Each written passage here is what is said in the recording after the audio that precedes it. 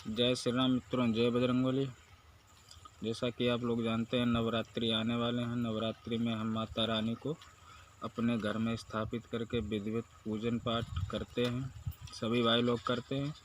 तो हम आपको आज माता दुर्गा माता का ऐसा बढ़िया दिव्य और सरल मंत्र बताएंगे जिससे आप पर दुर्गा माता की असीम कृपा मिलेगी।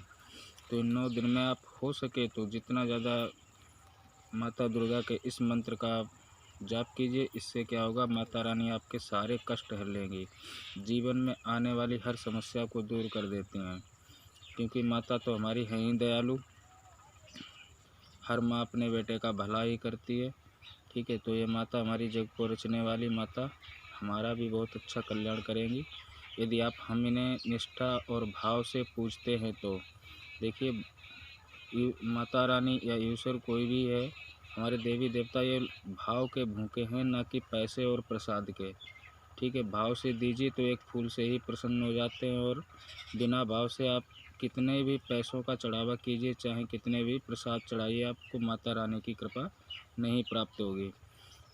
तो हमारे कहने का तात्पर्य यही है कि जो भी पूजा पाठ करें, जिस भी देवी देवता को आप पूजें, आपका कोई भी इष्ट हो, कोई कमज़ोर नहीं है, कोई किसी से ताकतवर नहीं है, सभी एक समान हैं। और ऐसा भी मत करिए कि आज आप किसी और देवी माँ की पूजा करने कल उनको छोड़िए, दूसरे को पूजिए। ठीक है, ऐसा करने से क्या होता है कि कोई भी माता रानी या देवी देवता कोई भी आपसे प्रसन्न नहीं रहेगा। वो हमारे कबीरदास जी ने कहा है कि एक के साधे सब सधे और सब साधे सब जाएं। ठीक है, जो आप एक पर निर्भर रहेंगे तो सब आप पर कृपा करेंगे, सभी आपको आप पर दया करेंगे, सभी की कृपा आपको मिलेगी। ठीक है, क्योंकि देवी देवता जो भी हैं सब एक ही हैं, बस नाम अलग अलग है। वो हमारे ऊपर है कि हमारा भाव किस देवी देवता के ऊपर जा रहा है, हमारे इष्ट देव कौन है। अब जिससे हमारी लगन लगी हो, चाहे माता दुर्गा हो, चाहे काली हो, चाहे सरस्वती हो, अब यहाँ चाहे शंकर जी हो, चाहे बजरंगबली हो। ठीक है, कोई भी देवी देवता है, बस एक ही को पूजिए। और ये भी नहीं कि हम बाकी का अनादर करें। ठीक है, भाव सबका रखना है, पूजना सिर्फ एक को है। जिसको पूजेंगे, यदि आप छोड़ छोड़ के पता चला 1 साल तक आपने माता रानी की पूजा कर ली, अब किसी और ने बता दिया भाई माता रानी से ज़्यादा आप बजरंगबली की पूजा करो, उसमें आपको अधिक लाभ मिलेगा, तो आपने छोड़ दिया। उसके बाद में बजरंगबली की पूजा करने फिर कोई आया, उसने कह दिया भाई ऐसा करो, बजरंगबली महाराज को छोड़ो, शंकर जी को पकड़ो, वो भोलेनाथ हैं, वो जल्दी आप पे दया करेंगे। और आपने देखा नहीं कि उन्होंने कितने राष्ट्रों को कितनी जल्दी वरदान, कितने ताकतवर बना दिया, कितने शक्तियों का मालिक बना दिया। तो ऐसा नहीं करना है आपको, क्योंकि एक के बाद एक छोड़ते रहोगे तो पता चला कि 1 साल के बाद आपको कि आपके जिसकी भी आप पूजा कर रहे हैं उनकी कृपा मिलना प्राप्त हुई कि आपने उनको छोड़ दिया। ठीक है, यही हमारे जीवन में कष्टदायक होता है। इसी से कारण ये होता है कि हमें किसी भी देवी देवता की हम पर कृपा नहीं हो पाती। जिसको पूजिए, चाहे माता काली हो, चाहे माता दुर्गा हो। ठीक है, ये वीडियो तो स्पेशल हम माता दुर्गा के लिए ही बना रहे हैं। इस वीडियो से आपको अनेकों लाभ मिलेंगे। माता रानी आपके हर कष्ट को हर लेंगी, बस आपको ज़रूरत है विधि विधान से पूजन करने की। ठीक है, तो आपको क्या करना है कि ये जो नवरात्र आ रहे हैं, इन नवरात्रों में दुर्गा चालीसा और आरती तो सभी करते हैं। ठीक है, आपको स्पेशल तौर पे माता रानी का जो मंत्र है उसको भी प्रयोग करना है, जितना ज़्यादा हो सके। आप अपना समय निश्चित कर लीजिए, क्योंकि इस मंत्र की सिद्धि हम नहीं बता रहे। इस मंत्र की सिद्धि बहुत हाई फाई संख्या में है, जिसकी संख्या 1 करोड़ है। ठीक है, तो हम सिद्धि तो नहीं आपको बताएंगे, लेकिन इसका जाप आप जितना अधिक करेंगे, जितना ज़्यादा करेंगे, जिस दिन से शुरुआत करेंगे, 9 दिन में जब आप जाप करेंगे माता रानी का, तो 9 दिनों के बाद से ही आपको माता रानी की कृपा मिलना शुरू हो जाएगी। हो सकता है किसी भाई बहन को स्वप्न में माता रानी के दर्शन भी हो जाएं।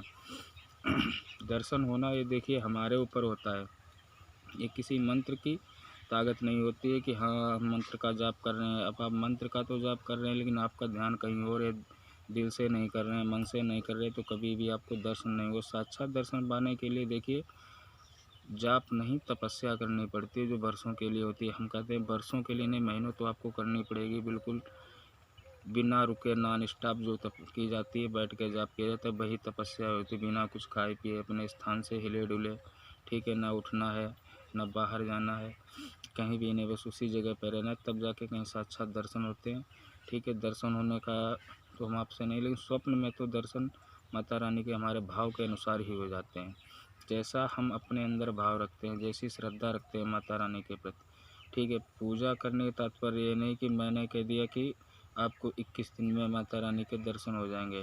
देखिए, ये कहना गलत है कि आपको 21 दिन में या 11 दिनों में माता रानी के दर्शन हो जाएंगे। वो निर्भर है आपके भाव के ऊपर। यदि आपका भाव है तो इससे पहले भी हो सकते हैं, और यदि नहीं है तो इसके बाद क्या 21 दिन तो क्या 21 वर्ष में भी आपको कोई अनुभव नहीं होगा, कोई फ़ायदा नहीं हो, कोई माता रानी का दर्शन भी नहीं आप कर सकते। ठीक है, दर्शन करने के लिए सर्वप्रथम हमें तो अपना भाव रखना है मैं माता रानी के प्रति। ठीक है, जैसा भाव। अब लोग कहते हैं कि देखिए, पहले प्रहलाद जी ने याद किया था तो भगवान नरसिंह मतलब खम्भे से बाहर आ गए थे। ठीक है, तो कहते हैं कि अब नहीं है। अरे भाई, अब बुलाने के लिए प्रहलाद तो भी नहीं है, हर खम्भे में नरसिंह भगवान तो आज भी हैं, लेकिन आप प्रहलाद तो बनिए पहले। ठीक है, प्रहलाद की तरह इन्हें याद तो कीजिए, उन पर विश्वास तो कीजिए।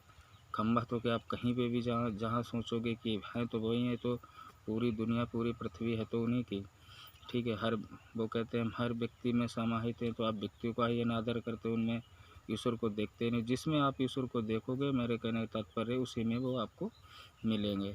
ठीक है, जैसे कि प्रहलाद थे, प्रहलाद का विश्वास था कि कण कण में प्रभु हैं, हमारे नरसिंह भगवान हैं। ठीक है, तो हिरण्यकश्यप ने कहा कि लाओ देखें कैसे है। तो आप लोगों ने भी देखा होगा, सीरियल में देखा होगा कि हाँ कैसे नरसिंह भगवान खंभे से प्रकट हुए। तो ये बात एक भाव की थी। क्या वो प्रसाद चढ़ाते थे? नहीं चढ़ाते थे। क्या वो पैसे का चढ़ावा देते थे? नहीं।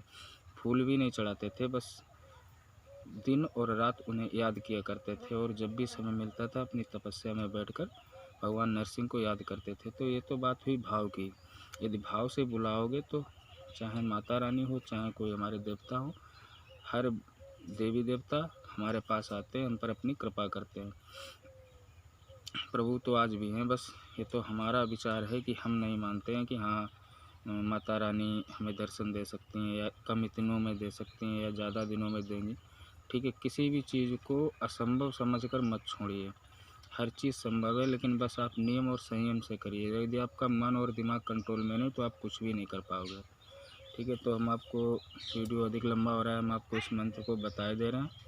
ठीक है, आपको करना क्या है कि माता रानी का जो भी आप नित्य पूजन करते हैं, वो पूजन करने के बाद लाल आसन चाहिए होगा, चाहे ऊन का हो या कपड़ा का हो। यदि ना हो तो यदि कुश का आसन सबसे जो अच्छा रहता है वो कुश का आसन रहता है, माला रुद्राक्ष की हो। ठीक है, इससे आप इस मंत्र का जाप कर सकते हो, और सर पे कपड़ा रखना बहुत ही आवश्यक है। ठीक है मित्रों, सर पे कपड़ा रखना बहुत ही आवश्यक है। आपको सर पे कपड़ा रखना बहुत ही ज़रूरी है, क्योंकि हमारे पंडित जी घर में आते हैं, आप देखते हैं कोई भी पूजा पाठ कराते हैं तो सर पे कपड़ा अवश्य रखवाते हैं। ठीक है मित्रों, तो आपको क्या करना है कि आपको